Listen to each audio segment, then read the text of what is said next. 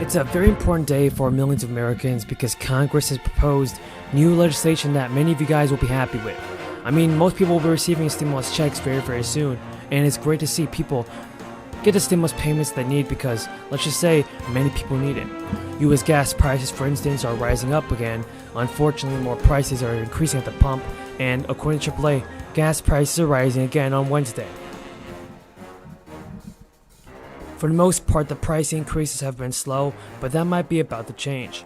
This month, the first direct deposits of gas rebate checks will start hitting bank accounts, with about 90% of eligible taxpayers receiving $100 by the end of October. According to our franchise tax board, the bill's framework has set 3 tiers of relief payments, with most ranging from $350 to $1,000. The majority of eligible Californians will receive under their first payment is around $350, and people can also receive double that. Hawaii taxpayers will also be receiving tax rebate checks over the next few weeks, and after a rebound in tourism fueled a jump in state tax revenue, the money will arrive either in your bank or a paper check in the mail. And Democratic representatives have also introduced Gas Rebate Acts of 2022. It would save you about $100 a month for stimulus payments. One representative said that Americans are feeling the impact of the crisis at the pump, and now we're doing something about this and helping people out. And I agree. People should be getting stimulus checks right now, everybody.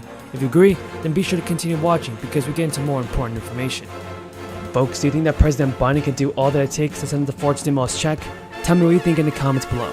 We have a ton of good news about the fourth stimulus check, everybody. Social Security benefits, SSI and SSDI. Continue watching this video because you definitely don't want to miss out on this. The Social Security Administration has released a new announcement on monthly benefit payments. Seniors and SSI beneficiaries can expect to receive a big benefit increase very soon. And now we have a very big update for all Social Security beneficiaries. An official with the SSA said seniors and others who rely on the benefits program are likely to receive a COLA, closer to 8% at the end of the year due to the current rate of inflation.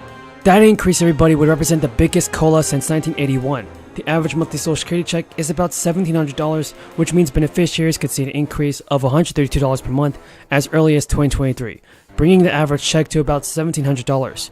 The agency's monthly Social Security check is around $1,700, which means beneficiaries could see an increase of $132 per month in early 2023.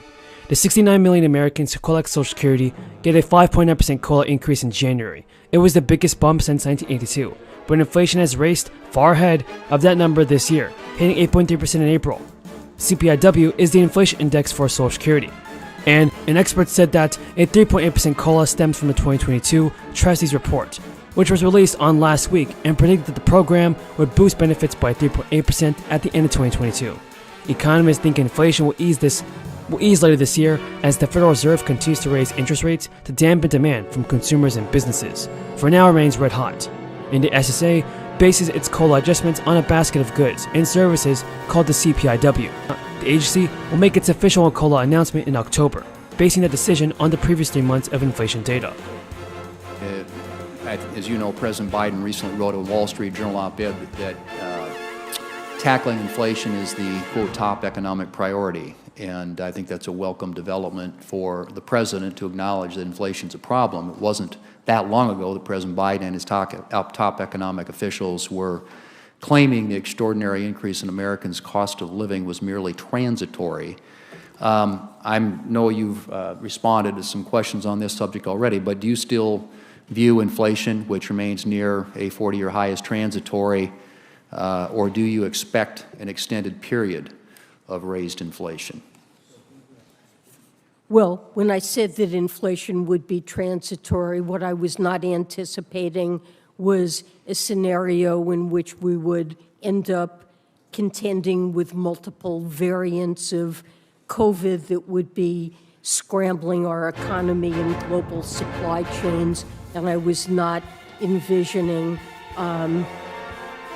impacts on food and energy prices we've seen from Russia's invasion of Ukraine. So, as Chair Powell indicated himself, both of us probably could have used a better term than transitory.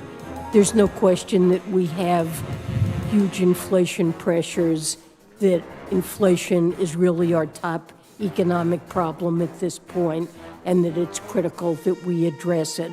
So I do expect inflation to remain high, although I very much hope that it will be coming down now. And the president's budget on that point projects inflation at 4.7% for 2022, which seems to be an entirely unrealistic assumption given that inflation the first half this year has been well above that rate. Has the administration's 4.7% inflation assumption proved accurate for 2022, or should that number be revised higher?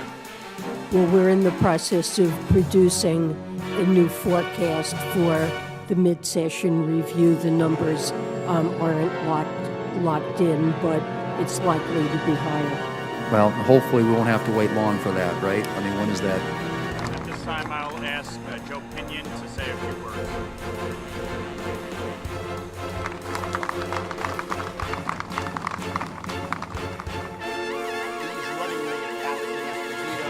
Our choice for lieutenant governor is not here, and so I will say what she often will say. We have these gatherings far too often. Here we are again. You know, it's very easy to talk about the politics, but this should not be a political issue. At the end of the day, what led me to this podium, what led Lee Zeldin to this podium, what led Mike Lawler to this podium, is a love for our community. Strip away all the titles.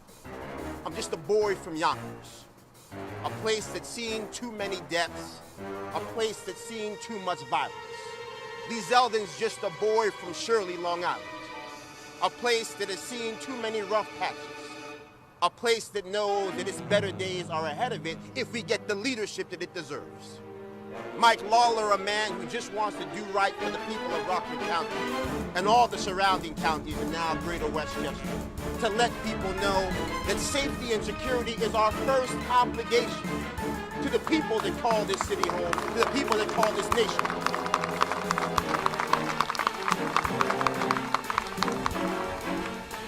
We have leaders that are happy to give out the proclamations when the officers are killed, and yet gloss over the fact that they were the ones who endorsed the politicians who defunded our law. They don't want to talk about the defunding, but they'll call up their political aid real fast to find out which row they're going to be sitting in after. The first speech or the second speech I gave when I announced for U.S. Senate, we're down with the Irish Echo Law Enforcement Gala, where the mayor has to run out of the room, where the police commissioner has to run out of the room because two of our youngest and bravest in Harlem were gunned down and killed. Because the three most dangerous words ever uttered in the history of my